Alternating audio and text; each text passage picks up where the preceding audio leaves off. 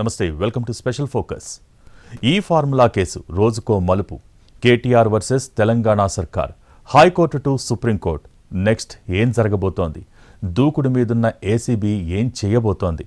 కేటీఆర్ ముందున్న ఆప్షన్స్ ఏంటి? ఈ లీగల్ ఫైట్లో ఇంకెన్ని మలుపులు ఉండబోతున్నాయి? ఈ ఫార్ములా రేసు కేసు ఉత్కంఠ రేపుతోంది. హైకోర్టులో క్వాష్ పిటిషన్ కొట్టేయడంతో బీఆర్ఎస్ నేత కేటీఆర్ సుప్రీంకోర్టు తలుపు తట్టారు. ఇది ముందే ఊహించిన తెలంగాణ ప్రభుత్వం సుప్రీంలో కేవియట్ పిటిషన్ వేసింది. తమ వాదనలు వినాలని పేర్కొంది. దీంతో ఈ కేసులో నెక్స్ట్ ఏం జరుగుతుంది అనేది హైటెన్షన్ క్రియేట్ చేస్తోంది. తెలంగాణలో ఫార్ములా హీట్, కారు రేస్ చుట్టూ politics, high court to supreme court, KTR versus సర్కార్, ఆసక్తి రేకెత్తించే లీగల్ ఫైట్, రోజుకో మలుపుతో ట్విస్ట్. ఓవరాల్ ఎపిసోడ్లో వాట్ నెక్స్ట్? ఈ ఫార్ములా రేస్ కేసు హీట్ ఎక్కింది. ఇంకెన్ని మలుపులు తిరుగుతుందనేది ఉత్కంఠ రేపుతోంది. ఈ వ్యవహారం ఎక్కడికి దారితీస్తుందనే హైప్ క్రియేట్ చేస్తోంది. కేటీఆర్ దాఖలు చేసిన క్వాష్ పిటిషన్ను హైకోర్టు డిస్మిస్ చేయడంతో సుప్రీంకెళ్లారు ఆయన. తమ వాదనలను వినాలని తెలంగాణ సర్కార్ ముందే పిటిషన్ వేసింది. దీంతో నెక్స్ట్ ఏం జరుగుతుందనే టెన్షన్ ఇటు బీఆర్ఎస్ శ్రేణుల్లోనూ అటు ప్రభుత్వ వర్గాల్లోనూ మొదలైంది. ఫార్ములా ఈ కార్ రేస్ వ్యవహారం రోజుకో మలుపు తిరుగుతోంది. ఈ కేసులో మొత్తం మాజీ మంత్రి కేటీఆర్ కార్నర్ అయ్యారు. బీఆర్ఎస్ ప్రభుత్వ హయాంలో జరిగిన ఫార్ములా ఈ కార్ రేస్ వ్యవహారంలో అప్పటి మున్సిపల్ శాఖ మంత్రి కేటీఆర్ అవకతవకలకు పాల్పడ్డారని ఆరోపణ. ఆ రూట్లోనే ఆయనపై పలు కేసులు నమోదయ్యాయి. అవన్నీ ఫాల్స్ కేసులంటూ క్వాష్ పిటిషన్తో హైకోర్టును ఆశ్రయించారు కేటీఆర్. దాదాపు నెల రోజులు దానిపైనే ఆశలు పెట్టుకున్నారు. కానీ చివరకు హైకోర్టు క్వాష్ పిటిషన్ను కొట్టివేయడంతో సీన్ మారింది. ఫార్ములా ఈ వ్యవహారంలో 55 కోట్ల రూపాయలను అక్రమంగా విదేశీ సంస్థలకు బదలాయించారని పేర్కొంటూ హెచ్ఎండిఏ కమిషనర్ దానకిషోర్ ఇచ్చిన ఫిర్యాదు మేరకు ఏసీబీ కేసు నమోదు చేసింది. ఈ కేసులో A1గా కేటీఆర్, A2గా ఐఏఎస్ అధికారి అరవింద్ కుమార్, A3గా బిఎల్ఎన్ రెడ్డిని ఏసీబీ చేర్చింది. తనపై ఏసీబీ నమోదు చేసిన ఎఫ్ఐఆర్ను కొట్టివేయాలని కోరుతూ కేటీఆర్ హైకోర్టులో క్వాష్ పిటిషన్ దాఖలు చేశారు. గత నెల 31న ఇరువైపులా వాదనలు ముగించిన హైకోర్టు మంగళవారం తీర్పు వెలువరించింది. ఏసీబీ తరఫున అడ్వకేట్ జనరల్ ఏ సుదర్శన్ రెడ్డి వాదనలు వినిపించారు. ఫార్ములా ఈ రేస్ వ్యవహారంలో ఒప్పందం జరగకముందే చెల్లింపులు చేశారని ఆయన కోర్టుకు తెలిపారు. బ్రిటన్ పౌండ్ల రూపంలో 46 కోట్ల రూపాయలు చెల్లించినట్లు చెప్పారు.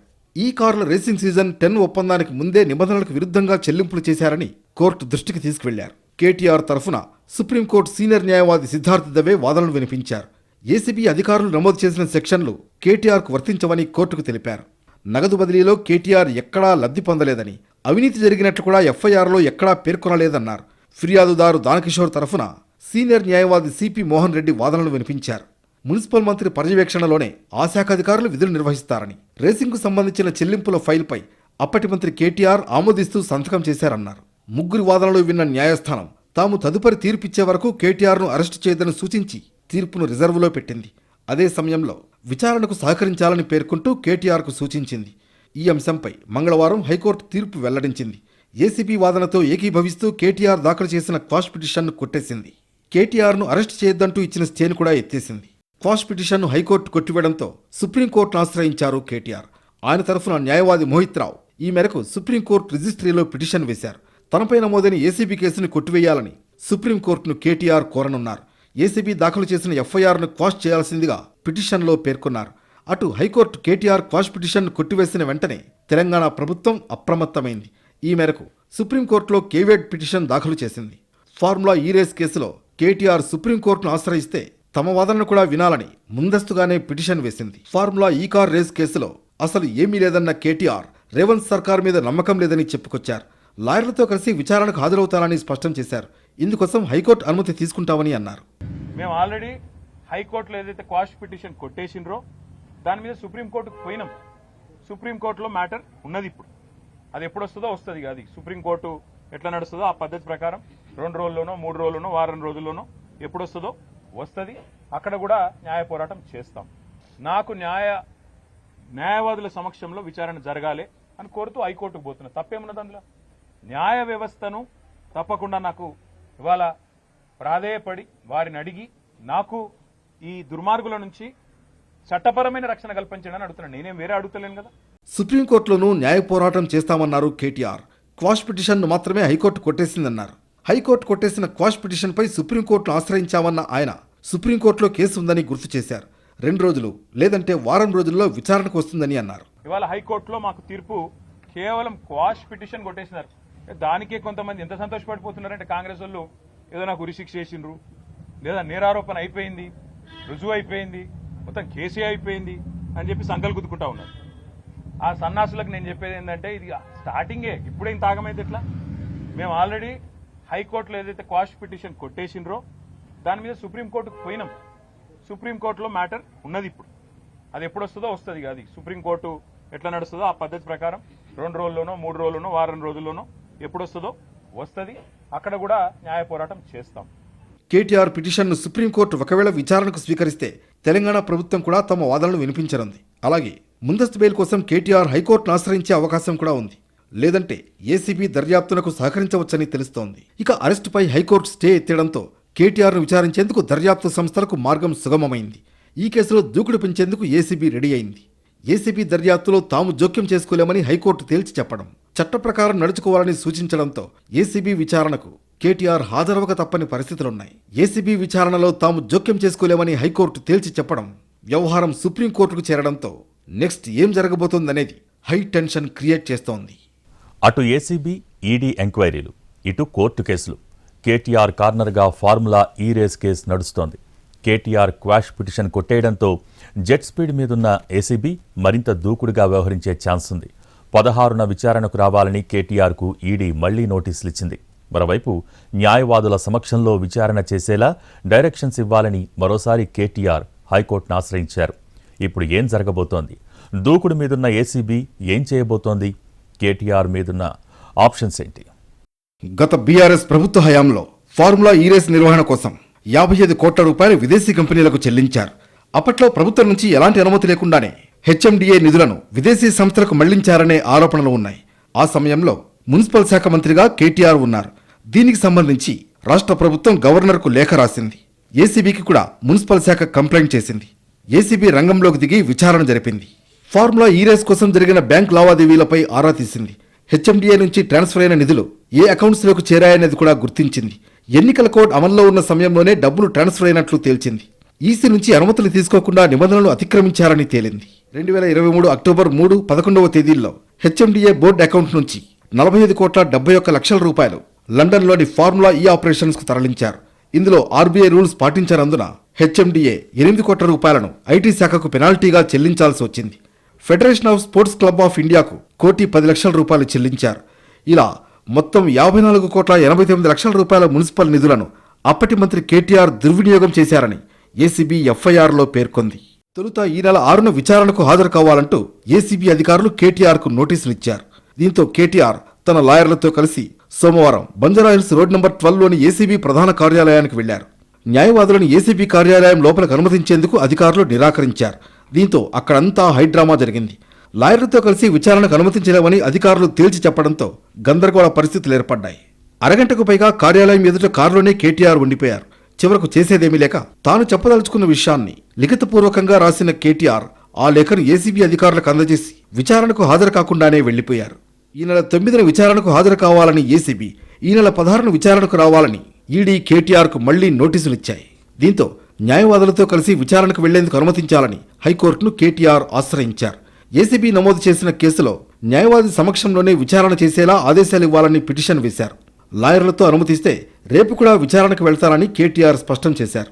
ఈ నెల 16న ఈడీ విచారణకు కూడా హాజరవుతారన్నారు. ఏదో జరిగిందని కొందరు సునకానందం పొందుతున్నారన్నారు కేటీఆర్. విచారణను కొనసాగించాలని చెప్పిందే తప్ప కోర్టు నాకు శిక్ష వేయలేదన్నారు. నేరం చేసినట్లు గాని తప్పు చేసినట్లు గాని కోర్టు చెప్పలేదన్నారు ఆయన. తాను ఏ తప్పు చేయలేదని, ఎలాంటి విచారణకైనా సిద్ధమని తేల్చి చెప్పారు. మేము ఆల్రెడీ హైకోర్టులో ఏదైతే క్వాష్ పిటిషన్ కొట్టేసిండ్రో దాని మీద సుప్రీంకోర్టుకు పోయినాం. సుప్రీంకోర్టులో మ్యాటర్ ఉన్నది ఇప్పుడు. అది ఎప్పుడు వస్తుందో వస్తుంది. అది సుప్రీంకోర్టు ఎట్లా నడుస్తుందో ఆ పద్ధతి ప్రకారం 2 రోజుల్లోనో 3 రోజుల్లోనో వారం రోజుల్లోనో ఎప్పుడు వస్తుందో వస్తుంది. అక్కడ కూడా న్యాయ పోరాటం చేస్తాం. అట్లాగే నిన్న మీరు ఏదైతే నా హక్కులకు భంగం వాటిల్లే విధంగా వ్యవహారం చేసినారో, నేను విచారణకు చట్టాన్ని గౌరవించే పౌరుడిగా హాజరై అక్కడ ఏ సమాధానం అడిగినా చెప్తానని పోయినప్పుడు లాయర్లతో రావద్దంటారు. నేను చెప్పిన మీరు దొంగలు, ఎందుకంటే మీరు గిట్లనే చేసింది ఇదివరకు కూడా. పాపం మా పట్నం నరేందర్ రెడ్డి ఆయన ఇయ్యని స్టేట్మెంట్ ఇచ్చినట్టు బుకాయించి వెంటనే మీడియాలో లీకులు ఇచ్చే దౌర్భాగ్యులు మీరు. నేను నమ్మను మిమ్మల్ని, మా లాయర్ బరాబర్ ఉండాలని అడిగిన. రేపు అందుకే కోర్టుకు కూడా పోతున్నా, హైకోర్టుకు కూడా. నాకు న్యాయ న్యాయవాదుల సమక్షంలో విచారణ జరగాలి అని కోరుతూ హైకోర్టుకు పోతున్నా. తప్పేమున్నది అందులో? న్యాయ వ్యవస్థను తప్పకుండా నాకు ఇవాళ ప్రాధేయపడి వారిని అడిగి నాకు ఈ దుర్మార్గుల నుంచి చట్టపరమైన రక్షణ కల్పించడానికి అడుగుతున్నాను. నేనేం వేరే అడుగుతలేను కదా. క్వాష్ పిటిషన్ డిస్మిస్ చేయడంతో ఏసీబీ కూడా ఈ కేసులో దూకుడుగా వెళుతోంది. అగ్రిమెంట్ స్థాయి నుంచి చెల్లింపుల వరకు కేటీఆర్ను ప్రశ్నించే అవకాశం ఉంది. ఈ కేసులో ప్రమోటర్ ఎస్ నెక్స్ట్ అనే కంపెనీ తప్పుకోవడం, తదనంతర పరిణామాలపై ఆరా తీనుంది ఏసీబీ. కేటీఆర్ సుప్రీంకోర్టును ఆశ్రయించిన నేపథ్యంలో ఏసీబీ తన స్ట్రాటజీ తాను అమలు చేసే యోచనలో ఉందని తెలుస్తోంది. ఫార్ములా ఈ కార్ రేస్ కేసులో క్వాష్ పిటిషన్పై హైకోర్టు తీర్పు కాపీ వెలువడింది. ఏసీబీకి గత నెల 18న ఫిర్యాదు అందిందని న్యాయస్థానం తీర్పులో మెన్షన్ చేసింది. ఫిర్యాదు అందిన మరుసటి రోజే ఏసీబీ కేసు నమోదు చేసిందని తెలిపింది. కేసు నమోదైన మరునాడే కేటీఆర్ హైకోర్టును ఆశ్రయించారని జడ్జిమెంట్లో పేర్కొంది. ఫార్ములా ఈ కార్ రేసింగ్ కేసు విచారణకు సమయం ఇవ్వాలని ధర్మాసనం అభిప్రాయపడింది.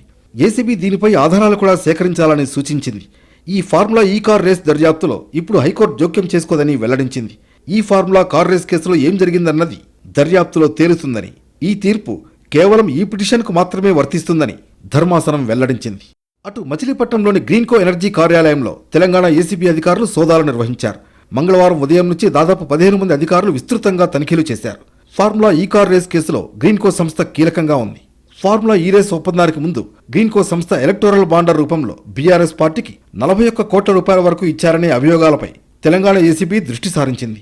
ఇందుకు సంబంధించిన ఫైళ్లు, ఇతర వివరాలు, అనుబంధ పత్రాలు వంటి వాటిని సేకరించేందుకు మచిలీపట్నం కార్యాలయంలో తనిఖీలు జరిపారు.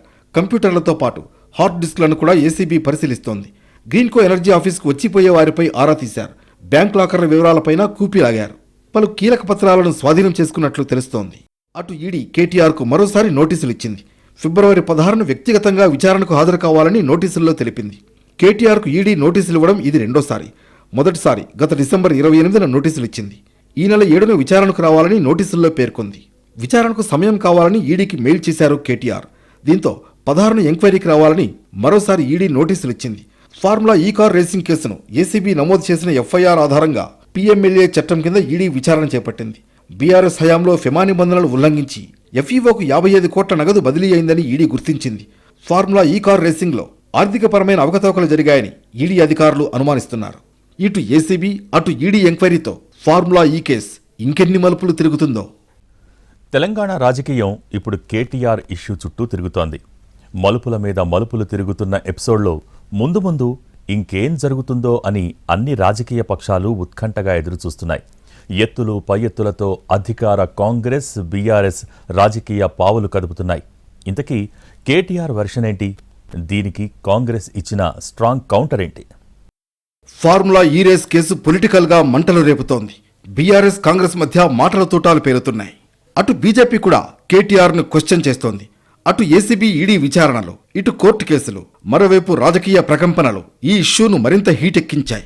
ముందు ఈ కేసులో ఏం జరుగుతుందనేది హాట్ టాపిక్గా మారింది. సుప్రీంలో కేటీఆర్కు ఊరట లభిస్తుందా, లేదంటే దూకుడు మీదున్న ఏసీబీ అరెస్టు చేస్తుందా అని జోరుగా చర్చ నడుస్తోంది. ఎవరిని అరెస్టు చేసినా, 100 కేసులు పెట్టినా రేవంత్ను ప్రశ్నిస్తూనే ఉంటామన్నారు Harish Rao. Formula E race కేసులో బీఆర్ఎస్ వర్కింగ్ ప్రెసిడెంట్ కేటీఆర్ కడిగిన ముత్యంలా బయటకు వస్తారని అన్నారు. కేటీఆర్ తప్పు చేయలేదు కనుకనే విచారణకు హాజరవుతారని హరీష్ రావు చెప్పుకొచ్చారు. సో కేటీఆర్ గారు కూడా ఆయన సంపూర్ణమైన విశ్వాసంతో ఉన్నారు. మేమందరం కూడా సంపూర్ణమైన విశ్వాసంతో ఉన్నాం.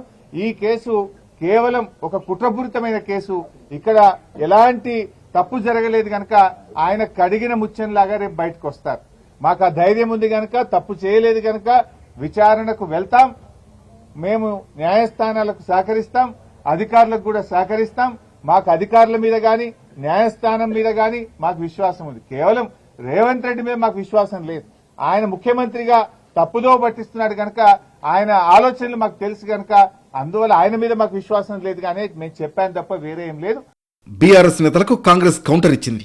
కేటీఆర్ ఓ డ్రామారావు అని కాంగ్రెస్ ఎమ్మెల్సీ బల్మూరి వెంకట్ అన్నారు. ఏ తప్పు చేయకుంటే విచారణకు హాజరవకుండా డ్రామాలు ఎందుకు ఆడుతున్నారని ప్రశ్నించారు. కేటీఆర్ విదేశాలకు పారిపోయే అవకాశం ఉందని, కాబట్టి ఆయన పాస్పోర్ట్ సీజ్ చేయాలని డిమాండ్ చేశారు. ఈ రోజు విచారణకు సంబంధించి అంత జ్ఞానం ఉన్న మీరు విచారణకు వెళ్లి సహకరించి ఏమి తప్పు చేయకపోతే అదొక చిత్తో బొత్తో చిన్న కేసు అని మాట్లాడిన నువ్వు ఎందుకు విచారణకి సహకరించలేదు?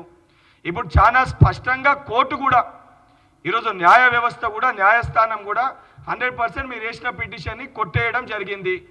డ్రామారావు నేను సూటిగా ఒకటి అడుగుతున్నా, ఈ డ్రామాలు ఆపి ఏదైతే సంబంధించి విచారణకి సహకరించి నిన్ను నువ్వు నిరపరాధిగా తప్పు చేయలేదని చెప్పి ప్రూవ్ చేసుకొని తర్వాత బయటికి వచ్చి మాట్లాడాలి. కేటీఆర్ క్వాష్ పిటిషన్ కొట్టివేతపై ఎంపీ రఘునందన్ రావు స్పందించారు. తప్పు చేయలేదని చెబుతున్న కేటీఆర్ ఎందుకు భయపడుతున్నారని ప్రశ్నించారు. కేటీఆర్ మీద నమోదైనటువంటి ఏసీబీ కేసులో తన మీద వేసినటువంటి ఎఫ్ఐఆర్ని క్వాష్ చేయమని చెప్పి రాష్ట్ర సర్వోన్నత న్యాయస్థానాన్ని కేటీఆర్ ఆశ్రయించడం జరిగింది.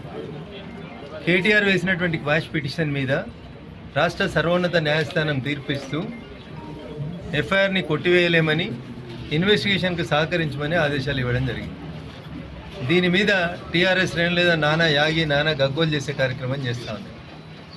ఏం మాట్లాడినారు కేటీఆర్ గారు? కేసు రిజిస్టర్ అవుతుంది అన్నప్పుడు గదేం కేసు, లొట్టపీస్ కేసు, 5 నిమిషాలు ఇట్లా పోయి అట్లొత్తా అన్నాడు. ఎవరు వద్దంటున్నారు ఇప్పుడు? మరి లొట్టపీస్ కేసులో పోలీసు వాళ్ళ ముందుకు పోయేందుకు కేటీఆర్ ఎందుకు భయపడుతున్నాడు? ఫస్ట్ ఏమన్నాడు? దాంట్లో అవినీతి జరగలేదు అన్నాడు. అవును, పైసలు ఇచ్చినా బరాబర్ ఇచ్చినా మంత్రికి ఇచ్చినా అన్నాడు. మరి బరాబర్ ఇచ్చినా అనే ముచ్చటనే ఏసీబీ ఆఫీస్కి పోయి చెప్పు. నన్ను వకీళ్ళని తీసుకుపోనిత్తలేరని దొంగేడుపులు ఏడుస్తున్నాడు. 10 ఏళ్ళు మీరు గొప్ప అని చెప్పిన పోలీసు వాళ్ళ ముందుకి ఇలా నువ్వు పోయేందుకు బాధ ఎందుకు అవుతుంది సార్? 10 ఏళ్ళు మంచోళ్ళు అయిన పోలీసు వాళ్ళు ఇలా చెడ్డోళ్ళు ఎట్లయ్యారు కేటీఆర్? ఫార్ములా ఈ కార్ రేస్ కేసులో మాజీ మంత్రి కేటీఆర్ పై మంత్రి పొంగులేటి మీడియా చిట్చాట్లో రియాక్ట్ అయ్యారు. ఈ కేసులో బీఆర్ఎస్ నేతలను టార్గెట్ చేశారనడం సరికాదన్నారు. తప్పు ఒప్పులు తేల్చేది కోర్టులేనని, అందులో రాజకీయ నాయకుల పాత్ర ఉండదని తెలిపారు. కేటీఆర్ చేసిన ట్వీట్ పైన సెటైరికల్ కామెంట్స్ చేశారు. మంత్రి పొంగులేటి శ్రీనివాసరెడ్డికి క్విడ్ ప్రోకో అర్థం కూడా తెలవదని కేటీఆర్ కౌంటర్ ఇచ్చారు.